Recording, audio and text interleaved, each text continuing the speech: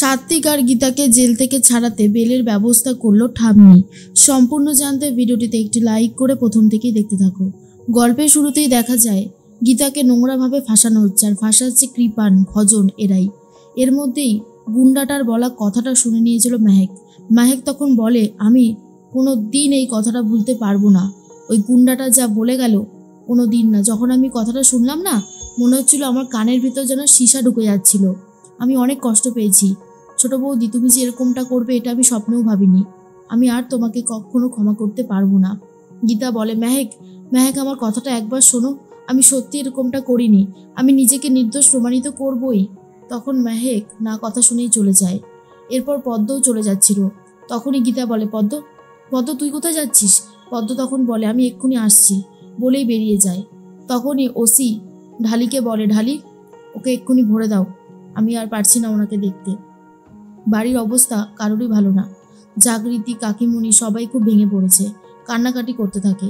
জাগৃতি তখন বলে, আমার ছোট ছেলেটা এতটাই সহজ সরল, ওকে এইভাবে মারলো।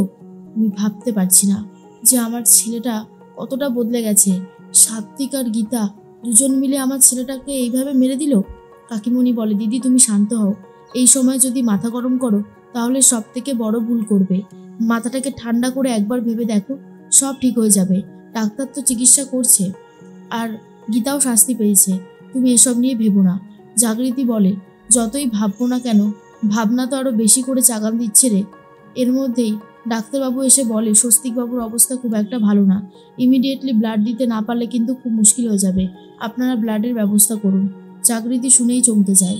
আর এদিকে বাড়ির পরিস্থিতিটা এতটাই খারাপ যে কেউই বুঝতে পারে না কি করে স্বস্তিককে বাঁচাবে। অন্যদিকে গীতা তো খুবই কান্নাকাটি করছে। তখনই চলে এসেছে প্রলয়। আসলে ওই যে পদ্ম বেরিয়ে গিয়েছিল, নিয়ে আসতে গেছিল প্রলয়কে। প্রলয় এসে গীতাকে বলে, আমি জানি তুমি এমন নোংরা কাজ কখনোই করতে পারো না। তুমি তো নোংরা চালের ষড়যন্ত্রের শিকার হয়েছ, কিন্তু তোমাকে নিজেকেই নিজের জাল কেটে বেরোতে হবে। যারা তোমার ক্ষতি করার চেষ্টা করেছে তাদেরকে উচিত জবাব দিতেই হবে গীতা। সেই সময় চলে এসেছে। গীতা বলে, আগে আমাকে এখান থেকে বেরোনোর ব্যবস্থা করতে হবে। আমি ছাড়বো না। যারা নোংরা চক্রান্ত করেছে আমি তাদেরকে ছাড়বো না। ওই গুন্ডাটাকে সবার আগে খুঁজে পেতে হবে, যে গুন্ডাটা সবার সামনে দাঁড়িয়ে ওই নোংরা কথাগুলো বলেছিল যে আমি আর সাত্বিকবাবু মিলে নাকি আমরা স্বস্তিকবাবুকে মেরেছি। ওই গুন্ডাটাকে যেভাবেই হোক খুঁজে বার করতে হবেই হবে। তখনই সাত্বিক বলে, এর মধ্যে অন্যদিকে, গিনি তোমার কি হয়েছে বলো তো? তুমি কি আমাকে সন্দেহ করছো? গিনি তখন বলে, হ্যাঁ তোমাকে সন্দেহ করছি, কারণ তুমি যে অন্যায় করেছো সেটা সবাই জেনে গেছে, সবার সামনে চলে এসেছে। কি ভেবেছিলে কেউ তোমাকে ধরতে পারবে না? তোমাকে সবাই ধরতে পারবে, ধরতে পেরেও গেছে। তুমি এবার অপকর্মের শাস্তি পাবে, কেউ আর আটকাতে পারবে না। যে অপকর্ম করেছো তুমি, তার শাস্তি এবারে হাড়ে হাড়ে টের পাবে। এর মধ্যেই তখনই সাত্বিক বলে, আমি কোনো অপরাধ করিনি আমি কোনো অপরাধ। গিনি বলে, তুমি কি করেছো না সেটা আমি তোমার কাছ থেকে জানতে চাই না। এই বলেই ঠাস করে চড় মেরে দেয়। সাত্বিক বলে, গিনি তুমি আমার গায়ে হাত তুলবে না। গিনি বলে, কি করব বলো? হাত তো আমাকে তুলতেই হবে, না হলে তো আমি কোনোভাবেই তোমাকে ছাড়বো না।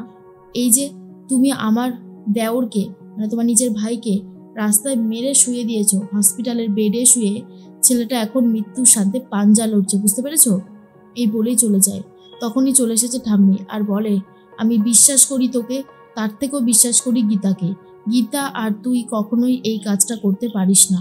তোরা নোংরা চালের ষড়যন্ত্রের শিকার হয়েছিস। আমি আগে তোর বেলের ব্যবস্থা করছি। সাত্বিক বলে, ঠাম্মি তুমি আমার পাশে আছো? আর কেউই তো আমার পাশে নেই। ঠাম্মি তখন বলে, তোর পাশে যে আমাকে থাকতেই হতো। আমি জানি তুই এরকম অপরাধ কখনো করবি না। তুই গীতাকে ভালোবাসিস, কিন্তু গীতারও সর্বনাশ চাস না, আবার নিজের ভাইয়েরও না।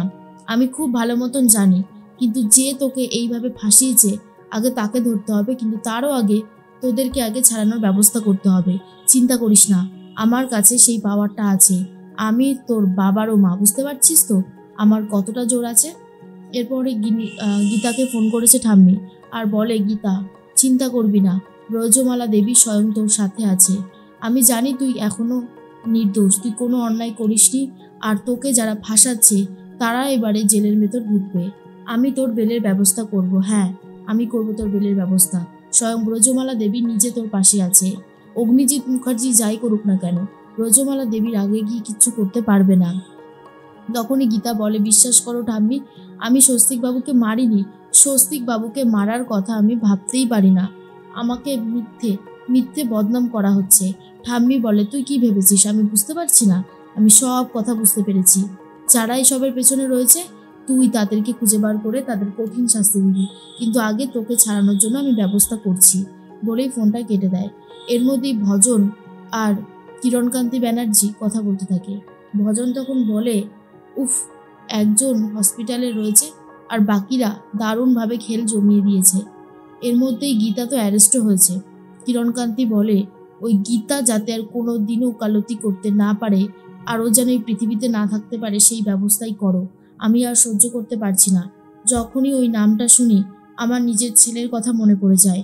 আমার ছেলেটা বাঁচতে চেয়েছিল, আমার ছেলেটা চেয়েছিল আবারও নিজেকে সব থেকে আগে শুরু করাতে, কিন্তু সেসব হলো না শুধু ওই মেয়েটার জন্য। ওকে তো শাস্তি পেতেই হতো। ভজন বলে, এই যে কাব্য, তুমি একবার ফোন করো না, জাগৃতি দেবীকে ফোন করে দুই একটা কথা বলো, কারণ এবারে যদি স্বস্তিক সুস্থ হয়ে যায় তাহলে মুখার্জি বাড়ির বউ হবে তুমি, গীতা নয়, কারণ গীতা তো থাকবে জেলের মধ্যে। কাব্য তখন বলে, হ্যাঁ আমি এক্ষুনি করছি। এরপর কাব্য ফোন করেছে জাগৃতিকে আর বলে, আন্টি আমি সবটা শুনেছি। এইসব কি করে হলো আন্টি? স্বস্তিকের এই অবস্থা কে করলো? আমি তো ভাবতেই পারছি না যে স্বস্তিক বেডে শুয়ে মৃত্যুর সাথে পাঞ্জা লড়ছে। তখনই জাগৃতি বলে, জানি না কাব্য, সব কিছু শেষ করে দিয়েছে ওই গীতা এলএলবি। ওর জন্যই আজকে আমার ছেলেটা এভাবে বিছানায় শুয়ে রয়েছে। আমার খুব কষ্ট হচ্ছে। কাব্য বলে, আন্টি আপনি চিন্তা করবেন না, আমি এক্ষুনি আসছি, আর স্বস্তিক ঠিক সুস্থ হয়ে যাবে। ওকে যে সুস্থ হতেই হবে, ও এইভাবে বেশি দিন অসুস্থ হয়ে পড়ে থাকতে পারবে না। আপনি আমার কথাটা মিলিয়ে নেবেন। আমি বলছি ও সুস্থ হবেই হবে। জাগৃতি বলে, সুস্থ হওয়াটাও যে দরকার, এরকমভাবে অসুস্থ হয়ে দেখতে আমার খুব খারাপ লাগছে। অন্যদিকে গিনি এসে সাত্বিককে বলে, আচ্ছা সাত্বিক, তুমি আমাকে খারাপভাবে কথা শোনাও, আমাকে সহ্য করতে পারো না আমি জানি, কিন্তু তোমার ভাই, সে তো তোমার নিজের মায়ের পেটের ছেলে, আজকে তুমি তাকে এভাবে মারতে পারলে? তুমি জানো হসপিটালের কি অবস্থা, প্রত্যেকটা মানুষ কিভাবে ভেঙে পড়েছে। সাত্বিক বলে, তোমাকে আগেও বলেছি, এখনো বলছি, আমি এই কাজ করিনি। বিশ্বাস করো বা না করো, এটাই সত্যি। এরপরে গীতাকে কোর্টে তোলা হবে বলে ঠিক করা হয়েছে। তার আগে ঠাম্মি বেলের ব্যবস্থা করছে। আর এরপর অগ্নিজিৎ মুখার্জির মুখোমুখি হয়ে যায় গীতা। আর অগ্নিজিৎ মুখার্জি বলে, এমন চার্জ জানবো না তোমার বিরুদ্ধে যে তুমি আর কোনো দিনও জেল থেকে বেরোতে পারবে না। তখন অগ্নিজিৎ মুখার্জিকে গীতা কথা দেয়, জেল থেকে তো আমি বেরোবই, আর স্বস্তিকবাবুর যে এই অবস্থা করেছে তাকেও ধরবো, দেখি কে আমাকে আটকাতে পারে। শুনেই অগ্নিজিৎ মুখার্জি চমকে যায়।